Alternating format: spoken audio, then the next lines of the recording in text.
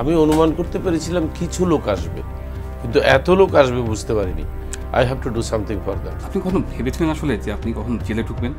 মনে রেখেন, আমরা যদি ব্যবসা করতে যাই আমাদেরকে কিন্তু জেলে পাঠাইতে পারে, এই জন্য যে ব্যবসা বন্ধ করো নাহলে চলে যাও। This system not only liberate an individual, it liberates the entire country and politician doesn't like it. কিন্তু আমাদের দেশে আপনি জানেন, আপনি 500 টাকা দিয়ে একটা রাজনৈতিক কর্মীকে মোটিভেট করতে পারবেন যে people should be liberate financially. জেলে যাওয়ার কারণ কি ছিল সেটা আপনি যদি রিমান্ডের জিনিসগুলো শুনেন তাহলে আপনি বুঝে ফেলবেন। এই বেকারত্ব নিরসন করতেই হবে কোনোভাবে। তখন আমি বললাম, আপনি যে আমাকে কোম্পানি বন্ধ করতে বলতেছেন, তাইলে আমাদের কোনো ফৌজদারি অপরাধ নাই? আমি তখন জিজ্ঞেস করলাম, আপনার কি মনে হয়েছে আমি ব্যবসা করতে বাংলাদেশে আসছি? উদ্যোগটা সৃষ্টি হয়, আমি কোম্পানি বন্ধ করব না।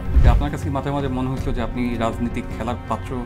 ওই যে হেরেছে এই অপরাধে আবার আমাকে প্যাকিং করে আবার নিয়ে গেছে। আমার বিরুদ্ধে ফৌজদারি কেন, 420ও ছিল না, 420-এরও কোনো অপরাধ ছিল না। আমি বললাম, ডেস্টিনি মানে হচ্ছে ভাগ্য, নিয়তি, গন্তব্য। আপনার কাছে কি মনে হয় আপনার 45 লাখ বলা হতো, এই সদস্য কি আপনার সাথে আছে? ডেস্টিনিকে আবার শুরু করা, যদি জনগণ আমাদেরকে টেনে কাউকে যদি দায়িত্ব দেয় সেটা টোটালি ডিফারেন্ট কথা। নতুন নেতৃত্ব তৈরি হোক, আমি তরুণদের নিয়ে কাজ করতে চাই।